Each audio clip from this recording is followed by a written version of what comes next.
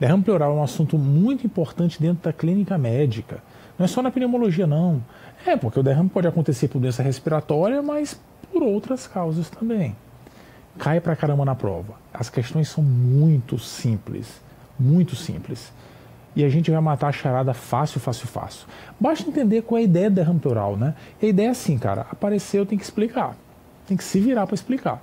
Ai, meu Deus, isso aqui, eu estava andando na rua e eu escorreguei, bati na boca, enfim, dá um jeito de explicar. A gente vai ter que fazer isso com o derrame pleural. Essa é a ideia, é isso. O derrame pleural, na verdade, é um acúmulo anormal de líquido no espaço pleural. A gente tradicionalmente tem líquido na pleura para lubrificar as pleuras visceral e parietal, né, para elas não ficarem roçando lá, fazendo muito atrito. Dependendo do que acontecer no espaço pleural, a gente pode ou produzir líquido demais ou reabsorver de menos. Resultado, derrame pleural. Quer ver exemplo disso? Um paciente que tenha aumento da pressão venosa. Tem muito líquido dentro dos vasos, muito líquido fazendo muita pressão, insuficiência cardíaca, muita pressão, o líquido extravasa, né? Isso não dá edema em membro inferior? Pode fazer o líquido acumular no espaço pleural. Um paciente que tenha aumento da permeabilidade vascular, por exemplo, num processo inflamatório, pneumonia, aumenta a permeabilidade vascular, o líquido sai vaso afora, né, parede afora do vaso, pode infiltrar o pulmão, pode infiltrar a pleura, se aumentar a permeabilidade dos vasos pleurais. Derrame pleural. Entendeu? Então tem um monte de coisa que pode explicar. Mas antes da gente seguir, eu queria só fazer um combinado aqui, que é assim, vamos definir alguns nomes específicos de formas de apresentação de derrame pleural, para que não fique estranho lá na frente, porque tem os apelidos que a gente tem que dar para o derrame pleural logo de cara. Por exemplo, se tiver pus no espaço pleural, pus, cara, é aquela secreção amarelada, de odor fétido, que empestia o ambiente inteiro, sabe? Se tiver pus, a gente chama de empiema. A gente também aceita chamar de empiema quando tem bicho, mesmo que não tenha pus, mas enfim, é pus no espaço pleural, significa empiema. Se houver sangue no espaço pleural, o nome disso é um hemotórax. Se houver gordura, linfa, é obesidade? Não. O indivíduo pode ter uma doença interferindo com a dinâmica da linfa no ducto torácico e o ducto torácico pode romper e jorrar linfa para o espaço pleural. A linfa, o líquido do ducto torácico é muito rico em gordura. A gordura que a gente absorveu no intestino, né? Ela sobe pelo ducto torácico até chegar no coração direito e tal, lembra disso, né? Pois é, uma boa forma de emagrecer, né? Pegar o ducto torácico e jogar para fora e tal. Pois é, essa gordura pode acumular no tórax, é o quilo, a gente chama de quilotórax, beleza? É um líquido geralmente esbranquiçado. Não é igual o empiema, que é amarelado do fétido, ele não é esbranquiçado sem odor nenhum, parece leite, vai. Esse é o famoso quilotórax. Ah, é famoso, eu nunca ouvi falar, mas vai ouvir falar a partir de prova de residência, viu? A gente vê pra caramba na prova. Tudo bem? Tem mais? Tem um outro, que também esse é menos famoso, mas é emblemático, urinotórax. Adivinha o que é? Acúmulo de urina no espaço pleural. Nossa, pode acontecer? Pode. Nas nefropatias obstrutivas, rim está entupido, hidronefrose e tal, pode extravasar a urina em volta do rim e atingir o espaço pleural.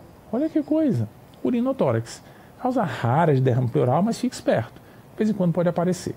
A gente denominou assim porque são nomes emblemáticos, né? É bom pontuar já desde agora. Na verdade, o ponto, quando a gente estiver diante de derrame pleural, não é pensar nessas situações, é pensar em um monte de coisa que pode causar derrame pleural. E aqui tem algumas, porque eu deixei a letra grande. Se eu diminuísse a letra, caramba, e encher isso aqui de doença, viu? Entendeu? Então, na prática, a gente vai ter que identificar qual a causa do derrame pleural. Agora, para tudo aí. Não pode ser de mão beijada assim não, né? Primeiro, antes de dizer qual é a causa, eu tenho que dizer que tem um derrame pleural. Sim, senhor. Quer de mão beijada? Tem um derrame pleural aqui. Não, primeiro identifique. Como é que a gente pode identificar um derrame pleural? Pelos sintomas? Não, eles são muito variados. Está acumulando líquido, aperta o pulmão, o paciente pode ter dispneia, tosse e tal, dor, se tiver irritação na pleura. Doença de base pode dar sintoma também, então não dá não. Não é sintoma específico não. E os sinais? Peraí, lá nos sinais o cara pode ter redução no muro vesicular, porque o pulmão fica apertado, pode ter maciçez à percussão, porque tem menos pulmão, pode ter redução do frêmito, porque a pleura serve como abafador do frêmito tóraco-vocal, Pronto. Vou dar o diagnóstico pelo exame físico, síndrome de derrame pleural. Mas espera aí, isso é igual a telectasia. A telectasia dá a mesma coisa, cara, igualzinho. Muita atenção, porque existe uma forma da gente diferenciar no exame físico, ainda que não seja muito acurado, mas existe a prova-pergunta, principalmente a prova da Unifesp, já perguntou isso 2 vezes. Existem 2 sinais semiológicos que podem ajudar na diferenciação. Se presentes, sugerem derrame pleural. Lembra quais são? São os sinais de Lemos-Torres e de Signorelli. Lembra quem são eles? Lembra? O sinal de Lemos-Torres é o abaulamento do espaço intercostal quando o paciente expira. É fácil de entender. A gente está querendo diferenciar a telectasia de derrame pleural, não é isso? Pois é. A gente pede para o paciente respirar, enche o peito e solta o ar, né? Tudo bem. Quando a gente expira toda vez, a caixa torácica ela volta à posição de repouso junto com o pulmão, vem juntinho, junto. Se o paciente tiver uma telectasia, o pulmão dele está murchinho, né? A caixa torácica vem e o pulmão vem junto, tá até murcho já, tudo bem, vai ter uma expiração normal. Agora, no derrame pleural é diferente, porque o cara enche o peito de ar, mas na hora que ele vai soltar o ar, o pulmão está apertadinho, mas está cheio de líquido, entendeu? Na hora que a caixa torácica vem, de um lado ela vem direitinho, do outro ela vai apertar o líquido, que nem um gordinho botando um cinto, sabe?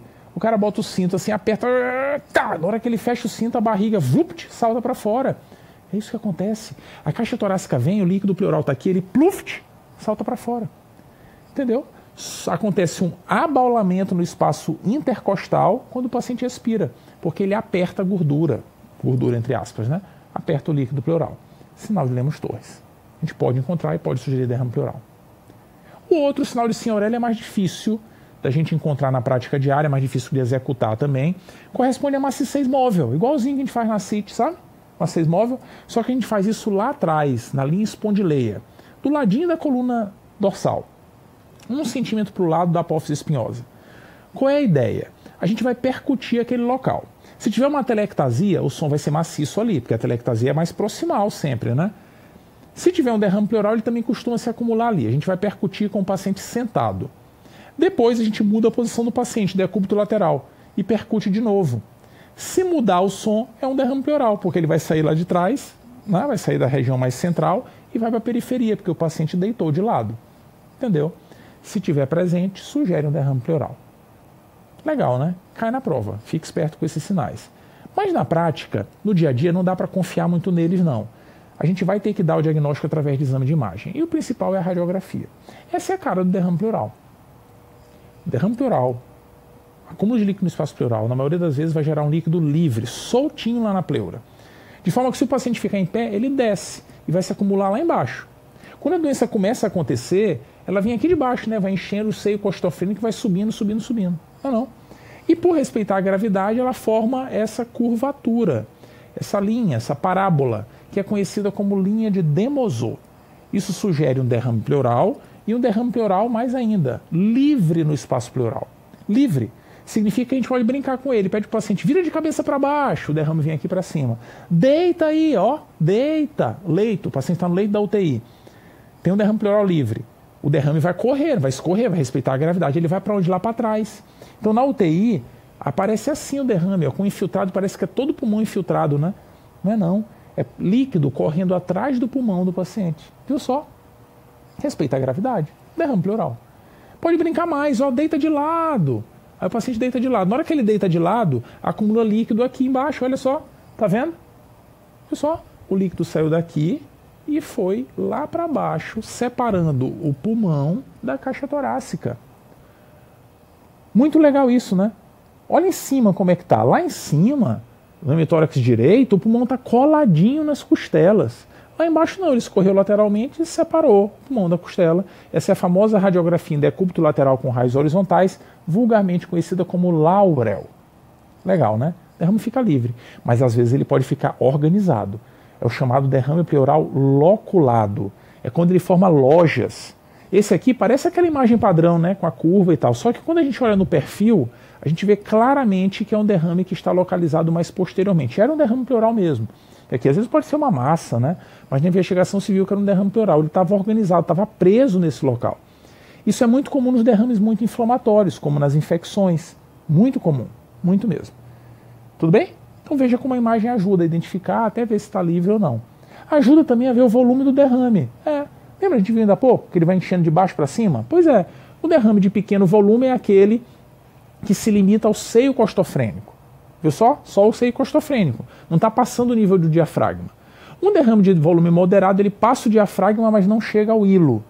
O de volume grande é aquele que ultrapassa o hilo. E o maciço ferrou, cara, encheu a caixa toda. Tudo branco no hemitórax do paciente. Por sinal, essa imagem aqui, ó, o hemitórax todo esbranquiçado, todo opaco, se chama lá na sala de laudo da radiologia de hemitórax opaco. Sempre que olhar isso aqui tem que pensar no derrame pleural. Olha aqui, ó, opa, derrame pleural. Não, será? Cuidado, hein? Se eu tivesse que dar um diagnóstico para essa pessoa, eu diria assim, esse é um indivíduo sem coração. Como é que pode? Como é que pode existir pessoas assim sem coração? Isso é um absurdo, né? Cadê o coração dele? Tá vendo? Eu não tô vendo, não. Era para estar aqui, né? Não era? Era. Cadê? Ah, mas tem uma manchinha aqui, será que não? O coração tem que estar aqui, cara, bonitão. Tô vendo só a coluna do cara. De fato tem hemitórax opaco, mas tá estranho isso aqui. Pois é. Hemitórax opaco nem sempre é derrame pleural, não. Não é não. E para isso a gente tem que colocar as estruturas do mediastino aqui, ó. Traqueia, um desenhozinho esquemático e coração, né? Normalmente eles estão aqui. Beleza. O que vai acontecer? Se o paciente tiver um derrame pleural desse lado, ele vai começar a acumular líquido, o líquido vai empurrar o pulmão para cá, né? Não vai? Acumula líquido, enchendo aqui, vai empurrar o pulmão. E aí tanto a traqueia quanto o coração virão para o lado de cá. As estruturas serão empurradas para o outro lado, contrário da opacidade. Assim a gente veria um derrame pleural. Então a gente ia enxergar muito o coração do paciente aqui. Não é o que a gente está vendo. O que a gente viu ali é que as estruturas foram tracionadas para lá, para o lado da imagem. Quando isso aqui acontecer, nós estaremos diante de uma atelectasia. Entendeu? O pulmão murchou. Na hora que o pulmão murchou, ele traciona tudo na direção dele. Some o coração do paciente. Viu só? Então, muito cuidado com o hemitórax opaco. Beleza? Na dúvida, a gente pode lançar mão de outros métodos, como a ultrassonografia ou a tomografia de tórax. Na dúvida, podem ajudar a matar a charada. Por exemplo, esse paciente aqui tinha um derrame organizado, loculado. Isso é uma loja de derrame pleural. É líquido na pleura e aqui provavelmente muito inflamatório, deve ser um líquido gelatinoso. Esse outro paciente já tinha nódulos espalhados pelo pulmão e tinha um derrame pleural bilateral pequenininho, abobalhado. Aqui não dá nem para ver bem, mas ele tinha vários nódulos. Então aqui ajuda não só a ver o derrame, como a ver qual a possível causa. Nesse caso aqui era um paciente com metástase pulmonar. Viu só? Então, exame de imagem ou ultrassonografia mostrando o líquido mesmo, loculado, organizado ou não, ou a tomografia mostrando a característica do líquido ou também o parênquima, são úteis.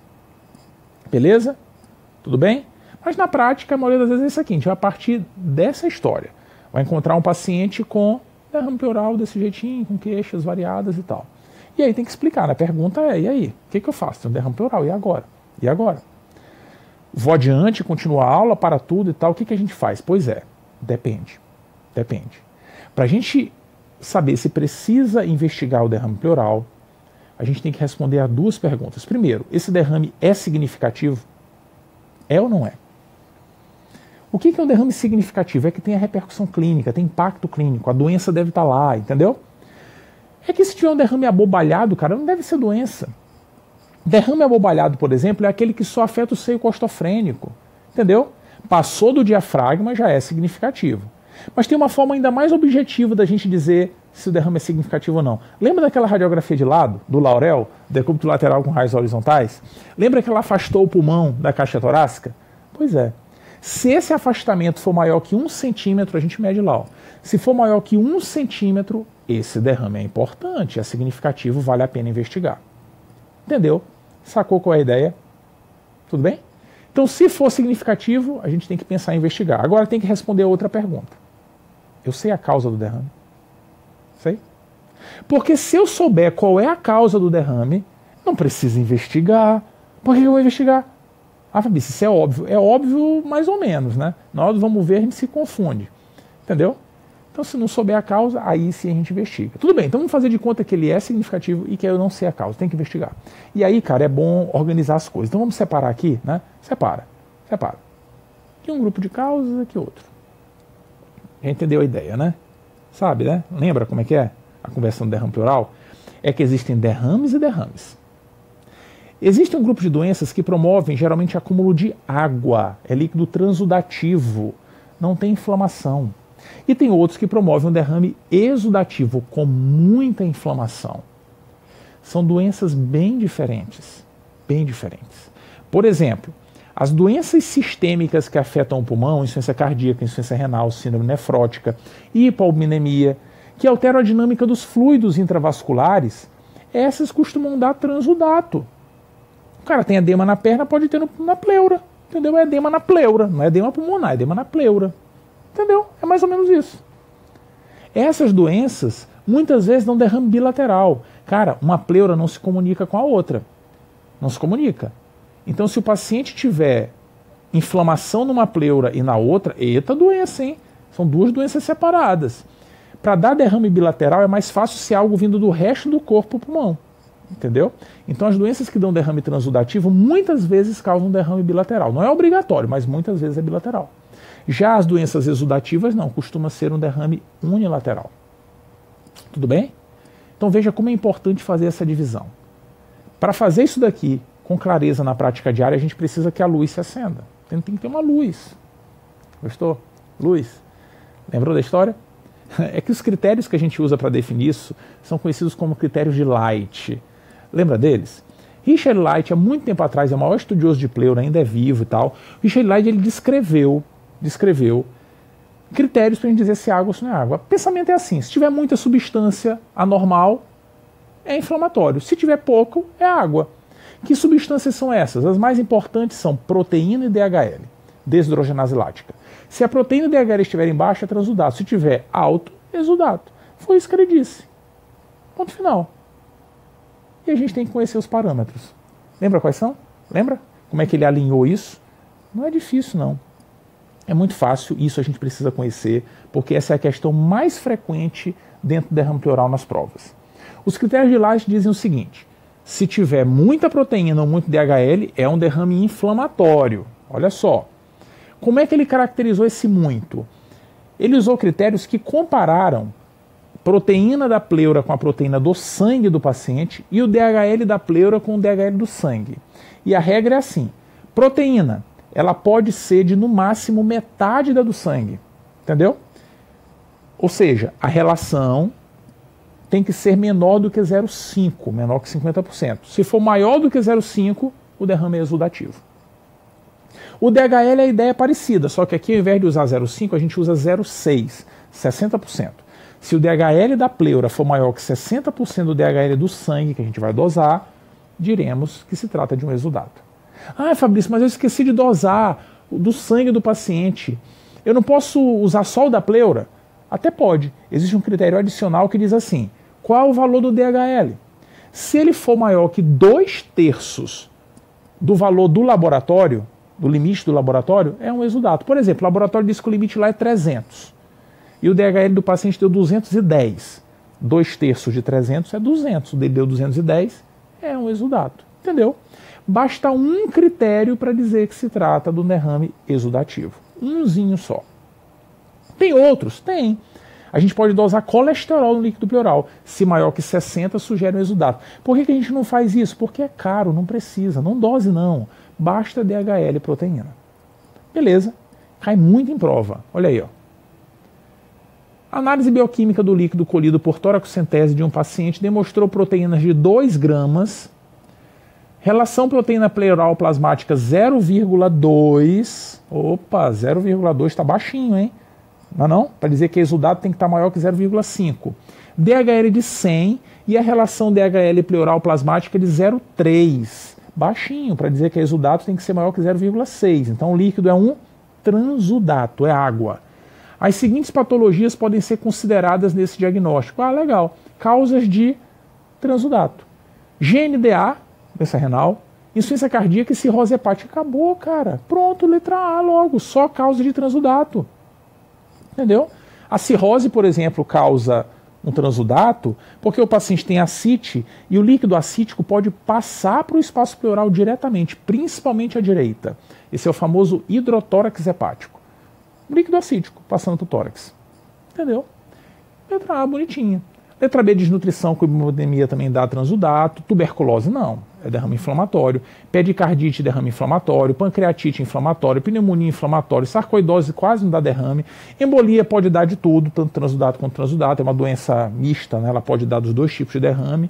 Mas, enfim, sarcoidose, se der, é um derrame exudativo, mas tradicionalmente não dá. Enfim, essa é uma perguntinha muito frequente na prova. Beleza? Tudo bem? Para a gente encerrar a discussão relacionada ao derrame pleural, é importante falar algumas coisinhas sobre algumas situações específicas das principais causas de transudato e exudato. E são essas aqui, ó. Cara, a causa mais comum de derrame pleural no mundo inteiro é a insuficiência cardíaca. De longe, a insuficiência cardíaca. Por isso, obviamente, ela também é a causa mais comum de transudato, né? Entre os exudatos, o mais comum é pneumonia e depois depende do país, alguns tuberculose e outros neoplasia. É interessante que a gente lembre algumas coisinhas sobre essas etiologias, algumas características peculiares, né, que a gente acaba aproveitando para discutir algumas informações a mais na investigação do derrame pleural. Por exemplo, a insuficiência cardíaca, tradicionalmente o paciente traz consigo a informação de ter insuficiência cardíaca. Geralmente o cara já vem com a notícia. Já sabe que tem insuficiência cardíaca, entendeu? Tem dados clínicos sugestivos, dispneia paroxística noturna, dispneia progressiva e tal. Enfim, isso chama atenção. Na prática, na maioria das vezes, o derrame pleural ou é bilateral ou unilateral à direita. É dificílimo ser unilateral à esquerda. Dificílimo. Juntou dado clínico com um derrame assim, bilateral ou lateral à direita, a gente tem que investigar a insuficiência cardíaca. Beleza? Na prática, o diagnóstico é muito simples. Se tiver dúvida, não parecer ser insuficiência cardíaca, a gente punciona o líquido pleural para confirmar. Tudo bem? Se for um transudato, investiga para valer o coração. Tem que investigar. Ecocardiograma e tal, enfim, investigar a insuficiência cardíaca. Tudo bem? Tem uma coisinha que a gente tem que ter cuidado nesses pacientes. É que assim, ó, é uma coisa interessante. Na insuficiência cardíaca a gente fica usando diurético, né? E às vezes esses pacientes, eles já sabem que tem insuficiência cardíaca, estão usando diurético, interna no hospital usando diurético, e com diurético ele fica fazendo xixi por aí, né? Perdendo água livre. Mas não, o sangue fica mais concentrado, o líquido pleural fica mais concentrado. Entendeu? Aí a gente admite o paciente no hospital e diz assim, não, isso aqui esse derrame pleural é da insuficiência cardíaca, eu não vou nem funcionar. A ideia 2 dias que alguém fala, sei, não, eu acho que não é da insuficiência cardíaca não, eu vou funcionar. Aí a pessoa retira o líquido pleural, manda para o laboratório e o resultado vem sugerindo um exudato. Aí todo mundo, meu Deus, como assim? A gente errou porque a gente achava que era pela insuficiência cardíaca e é um exudato. Cuidado. Quando o paciente usa diurético, a gente pode ter um falseamento dos critérios de Light. Sabe por quê? Porque DHL e proteína vão ficar mais concentrados no líquido pleural. Entendeu? Porque o cara perdeu água. Parece que está mais concentrado. Enfim, parece um exudato. E não é. Então, sempre que a gente achar que não seja um exudato, que seja uma análise errada do laboratório, a gente vai utilizar um critério adicional. Veja, ele é adicional, ele não pode ser usado sozinho, não. Adicional. Que critério é esse? A gente usa o gradiente de albumina, igual a gente faz para a ascite. A gente dosa a albumina do líquido e do sangue. E vê a diferença, não é relação, é a diferença da albumina do líquido para do sangue. Se essa diferença for maior do que 1,2, opa, estaremos diante de um derrame transudativo. Por quê? Porque tem muito mais albumina no líquido, no sangue que no líquido pleural. Entendeu? Está muito diferente. É água o líquido pleural. Agora, se tiver pertinho, menor do que 1,2, muito parecida a proteína do líquido com do sangue, provavelmente é um derrame inflamatório. Beleza? Igualzinho na ascite. A diferença na ascite é que lá a gente usa 1,1, né, como parâmetro. Aqui é 1,2. Beleza? Show de bola? Massa, né? Muito massa. Na verdade, massa é assistir filme, né? Então entra no território aí do filme, suspense. M. Night Shyamalan, I See Dead People, Sexto Sentido, lembra? Já assistiu? Muito massa, né? Top. Muito massa. É velhinho, mas é massa, né? Olha, o filme de suspense número 1 de todos os tempos, continua sendo, enfim.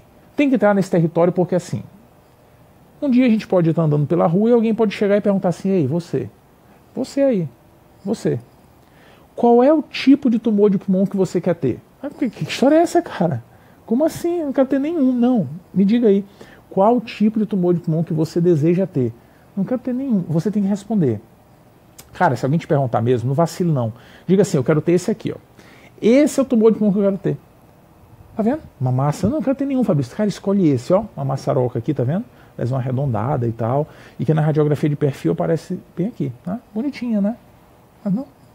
Sabe por que a gente vai escolher esse daqui? Porque isso aqui não é tumor de pulmão coisa nenhuma. Coisa nenhuma. Esse é o famoso tumor fantasma, ou tumor evanescente. Tá vendo bem ele, né? Tá ali, ó, redondinho, bonitinho. Aqui no perfil a gente vê, parece uma bola de futebol americano, né? Mas o legal é que ele vem aqui, ele se abre, fecha, continua um pouquinho e abre de novo lá na frente e fecha. Cara, isso aqui não é massa pulmonar. Isso aqui é derrame pleural. A pleura fica em volta do pulmão na caixa torácica, mas a pleura também é que forma as fissuras pulmonares. Quando a gente tem um derrame pleural, ele pode se acumular na fissura. E isso acontece muito na insuficiência cardíaca. E esse paciente tem osso, tem o tamanho do coração ali, ó. Coração não, da área cardíaca, né? Porque pode ter derrame pericárdico aqui. Lembra como é que a gente vê se a área cardíaca está aumentada? A gente faz uma linha traçando de um lado para o outro da área cardíaca e vê se ela encaixa em um hemitórax. Ela cabe dentro de um hemitórax? Não, não cabe. Essa jaca de área cardíaca aqui, né, não cabe dentro de um hemitórax, sobra. Então a área cardíaca está aumentada. Se coubesse dentro de um hemitórax, estaria normal. Isso é um indício de insuficiência cardíaca, o paciente tinha mesmo insuficiência cardíaca. Essa é uma causa que não é incomum de derrame pleural loculado. Fizemos uma tomografia, ajuda aqui a dar o diagnóstico diferencial. A gente vai ver que a densidade é de líquido e tal. E trata o paciente com diurético, melhora. Olha só, um tumor que trata com diurético, tá vendo? Massa, né? Então escolha esse tumor, tumor fantasma. Ah, Fabrício, que besteira falar isso no meio da aula, assim, besteira? Isso cai em prova. Olha aí, ó. Observe as figuras a seguir. Meu Deus, é um tumor de pulmão. Meu Deus, é um tumor de pulmão. Não é nada. Olha só a imagem, fusiforme, parece uma bola de futebol americano.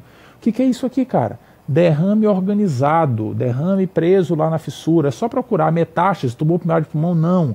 Isso é um derrame pleural encistado ou loculado. Viu só? Mole, mole, mole. Muita atenção. Isso acontece muitas vezes na insuficiência cardíaca. Beleza? Tudo bem? Fechou o transudato. Derrames exudativos. Os principais são esses aqui. Pneumonia, tuberculose e neoplasia. Bombão, bombão. Realidade das enfermarias de pneumologia e tal. O derrame exudativo, muitas vezes, quando a gente vai investigar, na hora que a gente começa a fazer a toracocentese, olhando para o líquido pleural, a gente já sente o drama. É que o derrame transudativo geralmente é água, né? É clarinho e tal. O exudato, ele costuma ser mais amarelado, espumoso muitas vezes. Às vezes pode ser esbranquiçado, como no empiema. O quilotórax com aspecto leitoso. Pode ter um aspecto serohemático, né? Um pouquinho de sangue misturado lá no líquido, entendeu? Então quando a gente aspira, a gente já tem a noção que se trata de um derrame inflamatório. Mas na prática, quando a gente colhe o líquido inicialmente, além de pedir DHL, proteínas e tal, a gente vai analisar outros parâmetros que podem ajudar no diagnóstico diferencial. Por exemplo, a gente vai pedir para pesquisar bicho, germe, porque se tiver bactéria lá, né, fazer o GRAM e tal, cultura, se tiver bactéria, deve ser pneumonia, com derrame pleural, empiema e tal, né? Não. Pleura é estéreo, então a gente vai mandar para o laboratório para ver se tem bicho. A gente manda para o laboratório também para ver se ele tem células oncóticas. É um teste que muitas vezes dá negativo. Quando o paciente tem tumor, muitas vezes dá negativo, mas a gente manda, porque vai que dê positivo. Entendeu? Mas além disso a gente faz outras coisas, lembra? A gente analisa, por exemplo, a celularidade. Não para ver a quantidade de células, mas para ver qual é a célula que predomina. Isso ajuda. Ajuda. O exudato com predomínio de neutrófilo a gente vê muito na pneumonia. Infecção aguda. Infecção aguda. Na pneumonia, tradicionalmente, vem o predomínio de neutrófilo. Não que a gente precise disso para dizer que é pneumonia, porque o quadro clínico vai ser claro. O paciente tem sintomas compatíveis com pneumonia e tem síndrome de consolidação. Tem uma consolidação no pulmão, cara. Tem a pneumonia. E junto tem o líquido da pleura. Tudo bem? Mas se analisar, geralmente tem um predomínio de neutrófilo. Já os derrames com predomínio de linfócito, os grandes diagnósticos diferenciais são tuberculose e neoplasia. De longe são os mais importantes. Tudo bem? A gente pede outros parâmetros, como o pH. existem situações em que a gente costumeiramente vê o pH baixo. Por exemplo, infecção, tem muita atividade metabólica, tuberculose, inflamação muito intensa, neoplasia, dependendo do tumor, isso pode acontecer e indica pior prognóstico, e a artrite reumatoide. Artrite reumatoide e lúpus são doenças reumáticas que muito frequentemente afetam a pleura. Sim, muito frequentemente. Promove inflamação de graus variados. Por sinal, um detalhe interessante é que a celularidade delas é muito variável. Às vezes pode ter predomínio de neutrófilo, às vezes de linfócito, entendeu? Mas o legal é isso, aqui costuma baixar o pH, artrite reumatoide. E o lúpus, hein? O lúpus não baixa o pH, mas o lúpus baixa a glicose.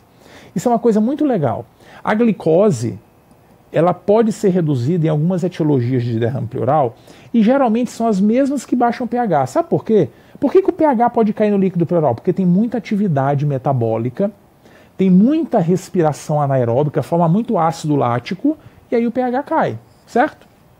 A glicose vai ser consumida também com atividade inflamatória intensa.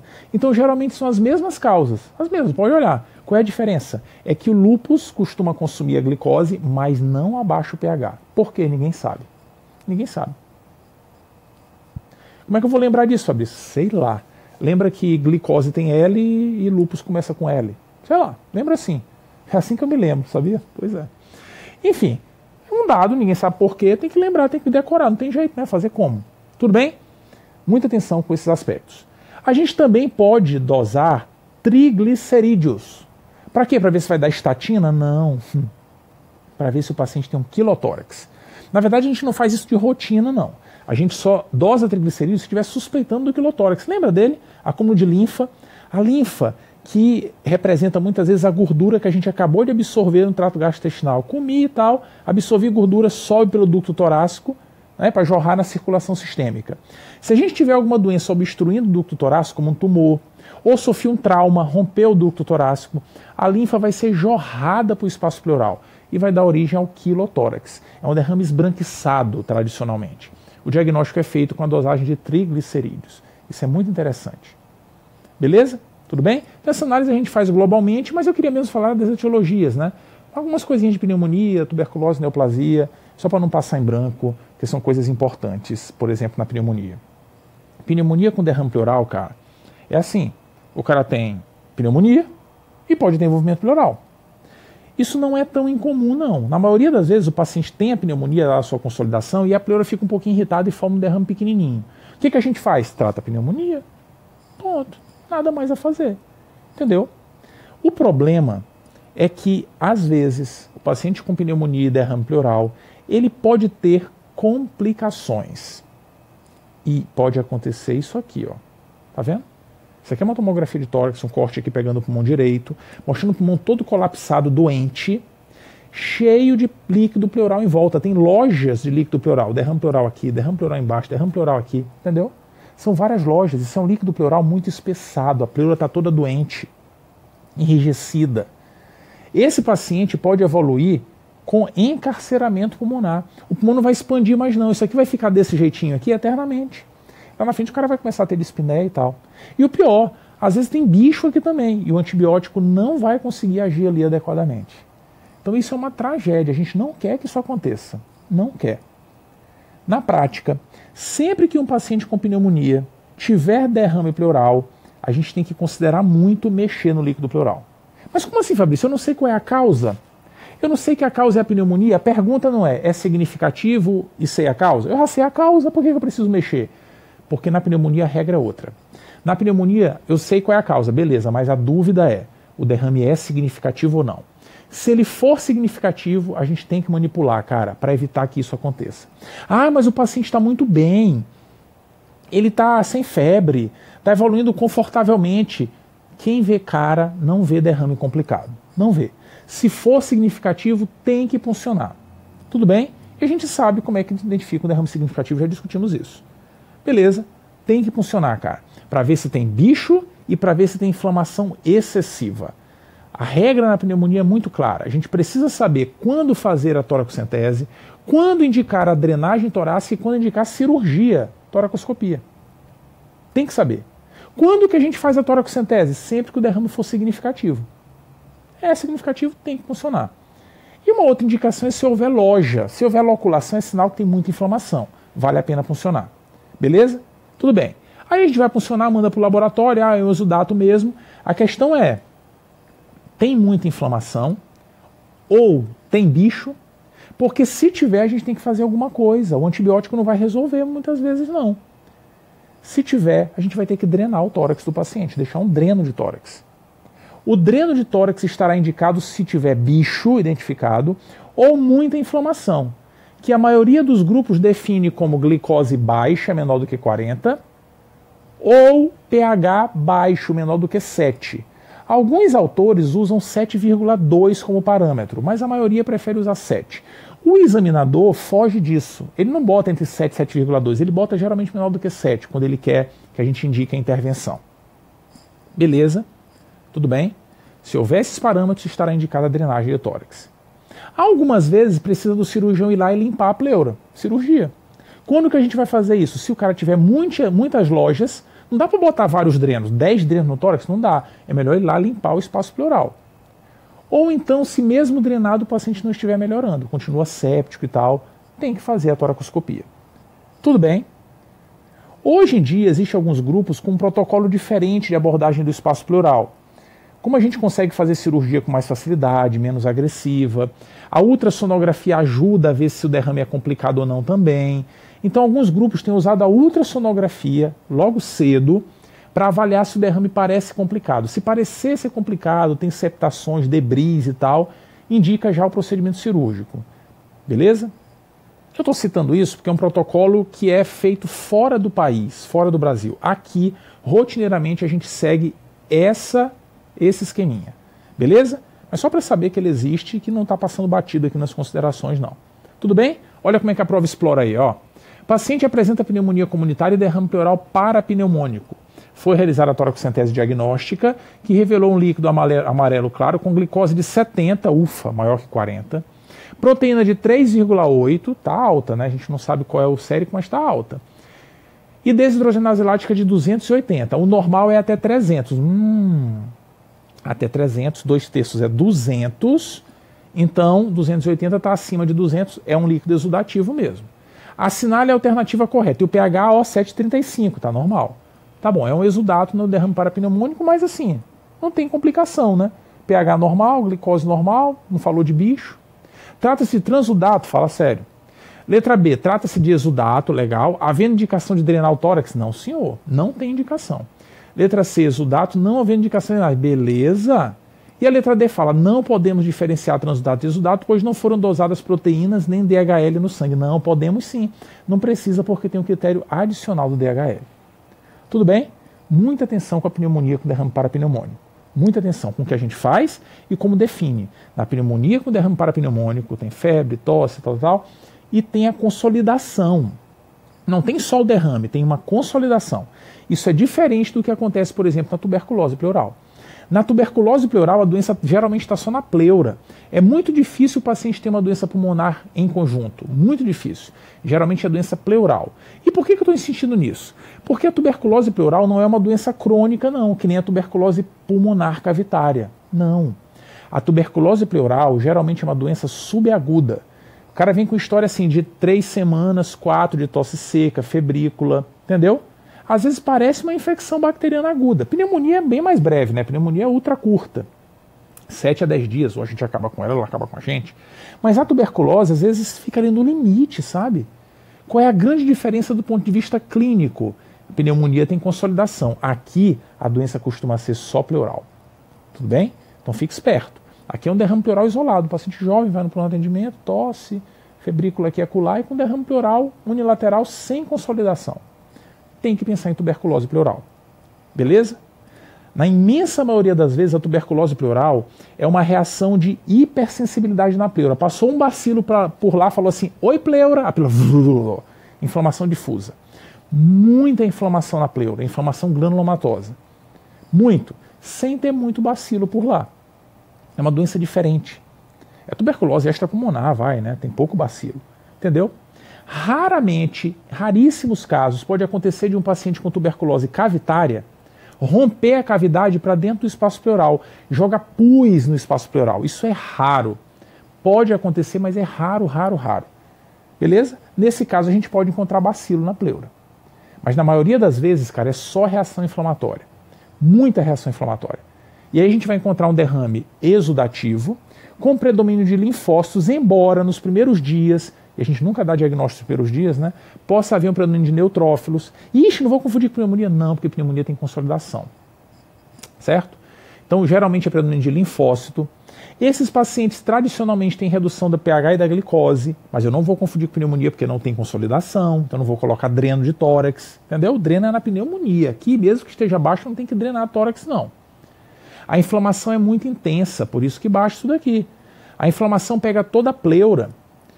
A pleura, cara, fica toda descamada, toda inflamada, ela perde as suas células naturais.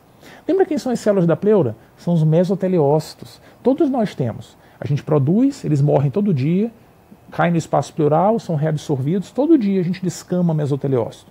Se a gente puncionar o líquido pleural de qualquer pessoa, vai encontrar assim uns 3, 5% de mesoteliócito. Na tuberculose, a inflamação é tão difusa que eles desaparecem. Esse é um achado que a prova do SUS de São Paulo pergunta pra caramba. Mesoteliócitos reduzidos a gente encontra onde? Tuberculose. É assim, 0% de mesoteliócito. Entendeu? Viu só? Muito legal isso, né? Pois é legal, mas não dá diagnóstico. O que pode ajudar a dar o diagnóstico é uma outra substância. Lembra dela? A adenosina deaminase. Ela é um produto do metabolismo dos linfócitos e foi incorporada na rotina médica para dar diagnóstico de tuberculose pleural. Para isso que ela serve, entendeu? Se for maior que 40 unidades por litro, a gente pensa, opa, deve ser tuberculose. O problema é que com o tempo se viu que ela se eleva em outras situações também. Artrite reumatoide, mesotelioma, linfoma e também nos pacientes com empiema. E aí ficou assim, caramba, ferrou. Agora não vai dar para usar para tratar tuberculose. Na verdade dá sim. Sabe por quê? Tuberculose é tão comum e as outras causas são tão incomuns que na prática a gente faz assim, ó. Você tem artrite reumatoide? Como é que eu vou saber, doutor? Deixa eu ver a mãozinha. Busca se tem indício de artrite reumatoide. Tem linfoma, deixa eu ver se tem gânglio. Tem mesotelioma. Mesotelioma é um tumor maligno da pleura que se associa à exposição a asbesto, a asbestose, né? É isso que promove mesotelioma. O senhor já trabalhou com amianto, asbesto? Não, nunca trabalhei, então não deve ser. O senhor tem um empiema, sua história clínica de infecção bacteriana para valer? Não, não é. Se a gente afastar essas etiologias, deve ser tuberculose, a gente pode tratar.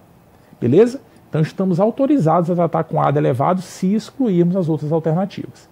Se não der certo, não conseguir, a gente biopsia a pleura. Biópsia transtorácica, às cegas, agulha de Kolbe. Enfia a agulha pelo tórax e biopsia. Não precisa ser guiado, não, porque a pleura está tão inflamada que geralmente a gente vai achar o granuloma. Olha só, a gente acha o granuloma, dificilmente acha o bacilo. Não fica procurando bacilo, esperando achar bacilo para tratar, não precisa. Beleza? Tem granuloma, tem ADA elevado, tem que tratar. E o tratamento é feito com esquema básico. Beleza? Igual a gente trata a tuberculose pulmonar, 6 meses, tudo fica bem. Ah, Fabrício, tem uma coisa legal disso aqui que eu lembrei. Olha aqui, olha aqui. Coisa importante da tuberculose pleural. Lembra que a gente discutiu que ela é uma reação de hipersensibilidade na pleura? Pois é, isso é uma coisa bacana. Tem pouco bacilo, é mais uma reação irritadiça da pleura e tal. Muitas vezes, se a gente não der o diagnóstico, isso se resolve sozinho. 60% dos casos vai embora só, sem que a gente faça nada. Quer dizer que é para esperar então? Não, não é para esperar não. Esses casos que resolvem sozinhos, lá na frente o paciente pode ter tuberculose. Ele tem um risco elevado de ter tuberculose nos próximos anos. Entendeu? Então, na prática, a gente sempre tenta dar o diagnóstico. Sempre. Não fica esperando para ver se tudo vai se resolver, não. Tem que correr para dar o diagnóstico, porque se for tuberculose tem que tratar para evitar o risco futuro de desenvolver a doença. Beleza? Tudo bem? Muito massa isso, hein? Volta para cá. Então essa é a tuberculose. Mais uma causa importante de derrame exudativo. É um exudato, só tem derrame pleural, predomínio de linfócitos. Igualzinho, por sinal, com o que acontece com as neoplasias. Igualzinho. E como é que eu diferencio, Fabrício? Ora, pela propedêutica complementar. Muitas vezes é através da biópsia que a gente vai diferenciar. A ADA pode ajudar e tal. Agora, tem uma coisinha na prática diária que a gente usa muito, né? Quer dizer assim, ó, um paciente com exudato, predomínio de linfócito, se ele for jovem, a chance maior de ser tuberculose. Se for idoso, a chance maior de ser tumor. Por sinal, sabe quais são os tumores que mais invadem a pleura? São 3, disparados 3. Pulmão, mama e linfoma. Em quarto lugar são outros. Esses aqui são muito mais proeminentes de fato. O ruim da neoplasia envolvendo a pleura é que tradicionalmente a gente vai precisar biopsiar guiado, porque a biópsia transtorácicas cegas muitas vezes pega a pleura normal, não pega a área que tenha um implante secundário mesmo, e geralmente indica doença em fase avançada, né? E o tratamento aqui vai ser de suporte. Às vezes vai ser necessário fazer a pleurodese, que é quando a gente cola uma pleura com a outra usando alguma substância esclerosante como a tetraciclina. Cola a pleura. E aí a pleura não vai mais ficar acumulando líquido pleural, porque isso é um transtorno para os pacientes com neoplasia. Os implantes secundários ficam criando líquido pleural sem parar. Enche o tórax do paciente, isso dá muita dispneia. Então, geralmente, o tratamento aqui acaba sendo de suporte. Beleza? A ideia era a gente relembrar as grandes mensagens das principais etiologias de derrame pleural dentro do cenário da síndrome de derrame pleural, cara. É isso que cai. Essas são as grandes mensagens. Facilita a leitura, facilita o entendimento global do assunto, dá uma olhada nas questões, vai deitar e rolar. Grande abraço.